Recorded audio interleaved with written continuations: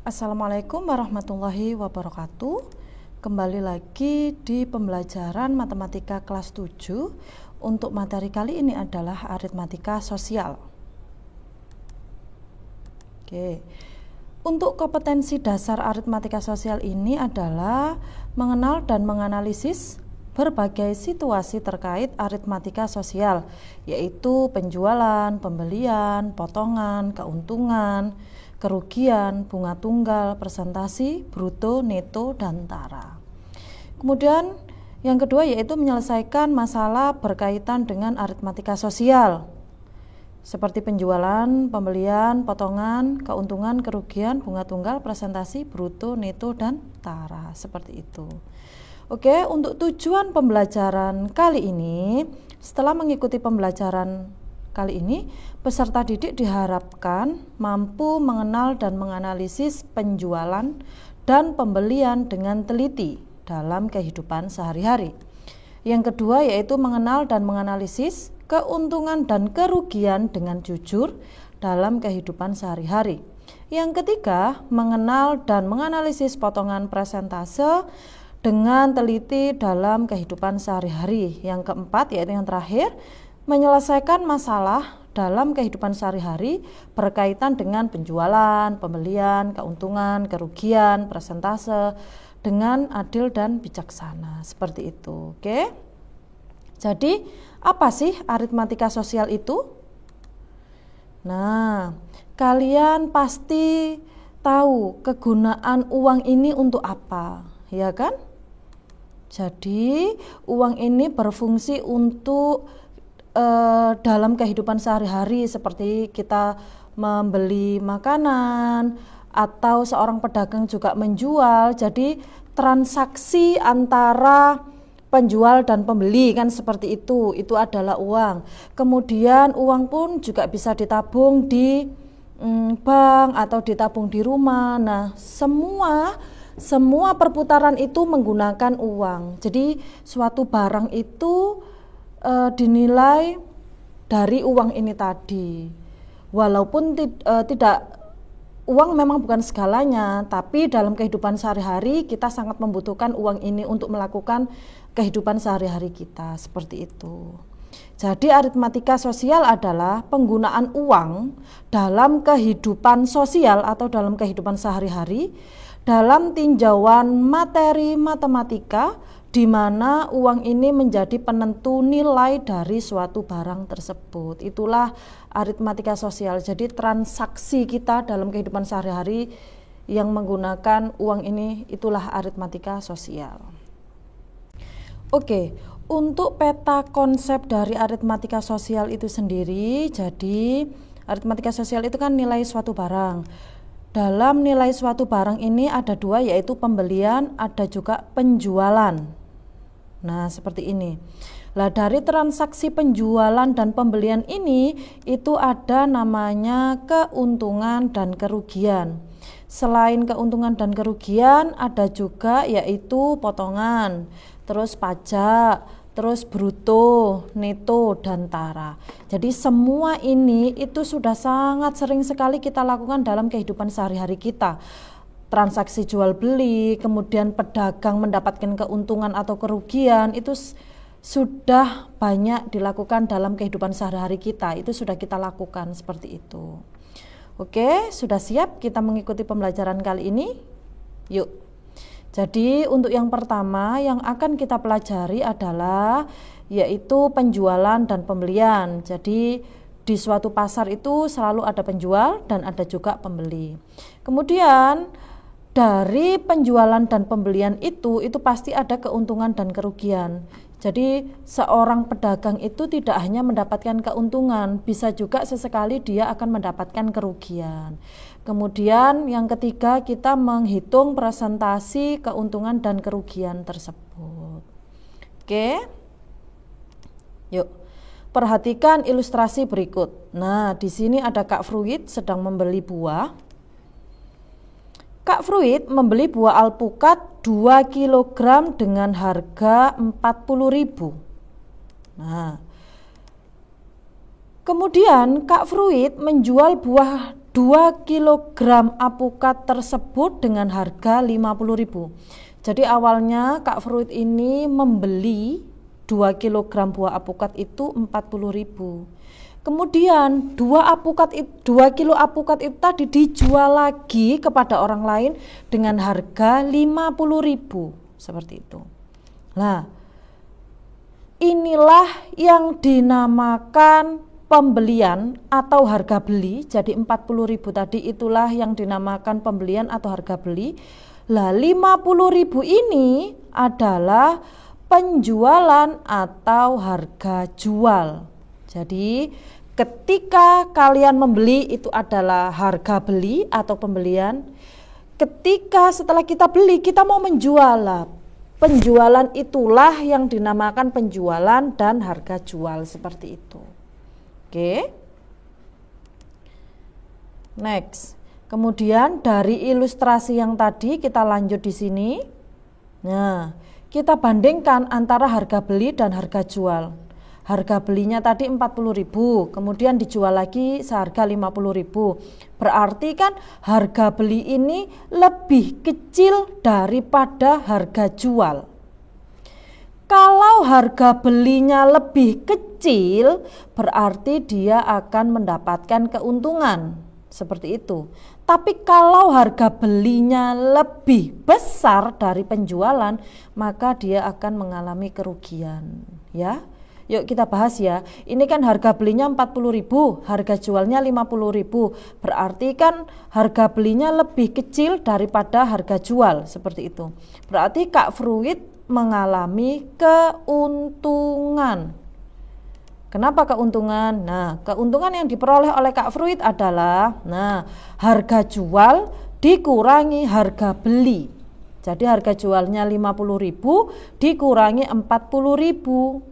Nah, awalnya membeli apukat 40.000 dijual lagi 50.000. Nah, berarti Kak Fruit mendapat keuntungan 10.000, seperti itu. Insya Allah sangat mudah sekali tentang aritmatika sosial itu, karena kita sudah melakukan transaksi ini dalam kehidupan sehari-hari kita, seperti itu ya. Oke, bisa dipahami? Kalau bisa dipahami, kita next untuk ilustrasi. Nah, selanjutnya dari ilustrasi itu tadi kita menghitung presentasi keuntungannya berapa. Lah untungnya awalnya kan 10.000 tadi, maka menghitung prosentasenya itu adalah, karena ini untung berarti keuntungan dibagi harga beli dikali 100%. Keuntungannya adalah 10.000 dibagi harga belinya yaitu 40.000 dikali 100%, berarti 0,25 dikali 100%. Karena 0,25 dikali 100, maka untungnya menjadi 25%. Kenapa? Karena komanya semakin maju ke depan sehingga menjadi 25%. Jadi kalau dihitung keuntungan Kak Fruit adalah 10.000. Berapa persentasinya? Inilah 25%, seperti itu. Sangat mudah ya nak. Matematika asik dan menyenangkan. Oke, sekarang saya berikan ilustrasi yang selanjutnya. Nah, ini tetap dengan Kak Fruit yang membeli buah apukat. Kak Fruit membeli buah apukat 2 kg dengan harga 40.000. Tetapi kemudian 2 kg apukat itu tadi dijual dengan harga 35.000. Nah, kembali lagi berarti 40.000 itu adalah pembelian atau harga beli, 35.000 itu adalah penjualan atau harga jualnya. Berarti dari ilustrasi tersebut kita bandingkan harga beli dengan harga jualnya. Harga belinya 40.000, harga jualnya 35. Berarti harga belinya lebih besar daripada harga jual. Berarti Kak Fruit mengalami keuntungan atau kerugian? Iya, kerugian. Kenapa? Dia belinya 40.000, tetapi dijual ke orang lain 35.000 lah. Kan harga belinya lebih besar, maka dia mengalami kerugian.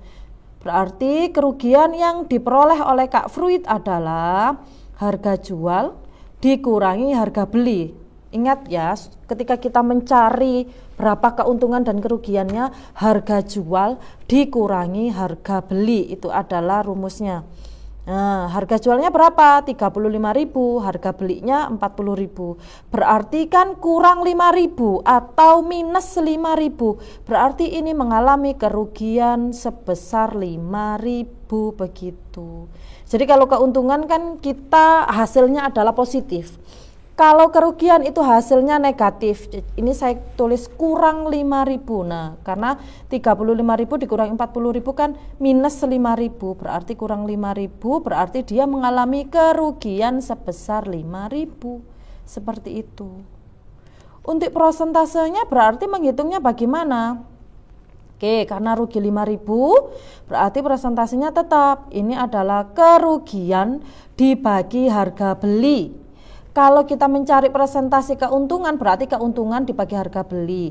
Tapi ini kan mengalami kerugian, berarti kerugian dibagi harga beli. Kerugiannya 5.000 dibagi 40.000 dikali 100%, berarti 0,125 dikali 100%. Jadilah rugi 12,5%.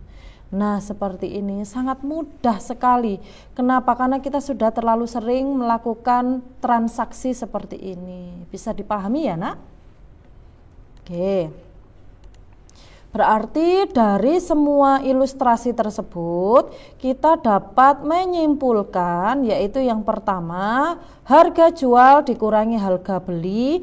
Jika harga jual dikurangi harga belinya hasilnya adalah positif, maka dia mengalami keuntungan. Tetapi ketika harga jual dikurangi harga beli kemudian hasilnya adalah negatif, maka dia mengalami kerugian. Kemudian untuk mencari persentase keuntungan, berarti keuntungan dibagi harga beli dikali 100%. Kalau persentase kerugian, berarti kerugian dibagi harga beli dikali 100%. Seperti itu, sangat mudah sekali, Nak ya. Matematika asik dan menyenangkan. Oke? Sekarang Bu Putri akan memberikan contoh soalnya. Di sini ada Pak Boy membeli satu kardus. Nah, satu kardusnya itu isi 24 botol air mineral botol seharga 48.000. 3 hari kemudian air mineral tersebut dijual 3.000 per botol. Berarti bagaimana? Oke, kita cari dulu harga jualnya. Harga jualnya berarti 24 dikali 3.000 karena harga per botolnya 3.000. Berarti hasilnya adalah 72.000. Kalau sudah ketemu harga jualnya, berarti kita tinggal masukkan harga jual dikurangi harga beli. 72.000 dikurangi 48.000. Hasilnya adalah 24.000. Karena hasilnya positif atau harga belinya lebih kecil daripada harga jualnya, berarti dia mengalami keuntungan sebesar 24.000. Oke. Kemudian untuk persentasenya bagaimana? Nah, tadi kan untungnya 24.000. Berarti kita masukkan 24.000 dibagi 48.000 dikali 100%. Hasilnya adalah 0,5 dikali 100%. Jadi keuntungannya adalah 50%. Sangat mudah kan? Nah, oke, kalau sudah berarti kita next ke contoh soal yang kedua, yaitu Kak Ayu membeli 100 butir telur seharga 120.000. 1 minggu kemudian telur tersebut ada yang mengalami kerusakan sebanyak 20 butir. Sedangkan telur tersebut akan dijual 1.000 per butir. Nah, berarti kita harus mencari harga jualnya dulu berapa, kan seperti itu. Nah, ini kita cari dulu awalnya 100 butir karena ada kerusakan, berarti 100 dikurangi 20 tinggal 80 butir. Berarti harga jualnya 80 dikali 1.000. bukan 100 lagi ya nak. Kenapa? Karena 20 butirnya ini rusak, berarti tinggal 80. Berarti yang dijual hanya 80 butir ini. Berarti 80 butir dikali 1000, harga jualnya 80.000. Sedangkan harga belinya itu 120.000. Berarti harga beli lebih besar daripada harga jual. Berarti dia mengalami kerugian. Kita masukkan harga jual dikurangi harga beli. Harga jualnya 80.000 dikurangi 120.000. Berarti hasilnya kurang 40.000 atau negatif 40.000. Karena negatif maka dia mengalami kerugian sebesar 40.000 seperti itu. Oke. Kalau sudah berarti kita masukkan persentasenya berapa? Ruginya 40.000. Oke, kita masukkan berarti 40.000 dibagi 120.000 dikali 100%. Berarti 0,333 dikali 100%. Sehingga kerugiannya adalah 33,3%. Seperti itu, bisa dipahami ya nak? Oke, kalau memang sudah bisa dipahami, maka kita langsung masuk ke latihan soal. Yang pertama yaitu sebuah toko berjualan burung. 1 ekor burung seharga 300.000. Pak Bird membeli 10 ekor burung yang akan dijualnya lagi. Pak Bird menjual 1 ekor burungnya itu seharga 325.000. Dan ternyata dari 10 burung yang dibelinya ada 2 ekor burung yang mati. Jadi Pak Bird mengalami kerugian atau keuntungan. Nah, silakan dijawab di kolom komentar. Untuk latihan soal yang pertama ini termasuk keuntungan atau kerugian. Kemudian untuk tugas yang ditulis di buku tulis berarti tuliskan caranya beserta presentasinya, silakan dihitung. Oke, untuk latihan soal yang kedua yaitu seorang pedagang membeli 1 kodi celana jeans dengan harga 1 juta. Kemudian celana jeans tersebut dijual lagi oleh Pak Wawan tersebut dengan harga 57.500 per celana jeans. Jadi Pak Wawan tersebut atau pedagang tersebut itu mengalami keuntungan atau kerugian. Nah, jadi ada 2 latihan soal yang dijawab di kolom komentar. Latihan soal yang pertama dan latihan soal kedua ini silakan dijawab di kolom komentar termasuk keuntungan atau kerugian. Jangan lupa dituliskan nama dengan kelasnya. Kemudian untuk cara mengerjakannya dan menghitung persentasenya silakan ditulis di buku tulis kemudian dikirim ke Google Classroom seperti itu. Oke, untuk tugas yang ketiga yaitu silahkan kalian melakukan wawancara kepada salah satu pedagang. Boleh barangkali ada orang tuanya yang berdagang, silahkan bertanya kepada orang tuanya atau tetangganya atau siapapun. Silahkan berwawancara kepada pedagang tersebut. Silahkan mencari tahu, misalnya beliau penjual bakso, berarti dalam sehari dia menghabiskan bakso itu atau menjualkan bakso itu berapa mangkok.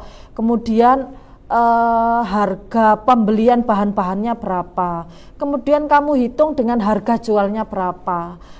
Lah pedagang itu tadi hitung juga dia mengalami keuntungan atau kerugian, berapa persentasenya. Nah, jadi tugas wawancara ini berupa video, silakan nanti dikirim ke Google Classroom juga. Berwawancara tentang pedagang tersebut mengalami keuntungan atau kerugian, seperti itu. Bisa dipahami ya nak? Oke, terima kasih untuk pembelajaran kali ini. Bukan seberapa banyak yang kamu pelajari, tetapi seberapa paham dan seberapa mengerti dengan apa yang sudah kamu pelajari. Tetap semangat, semoga sehat selalu. Assalamualaikum warahmatullahi wabarakatuh.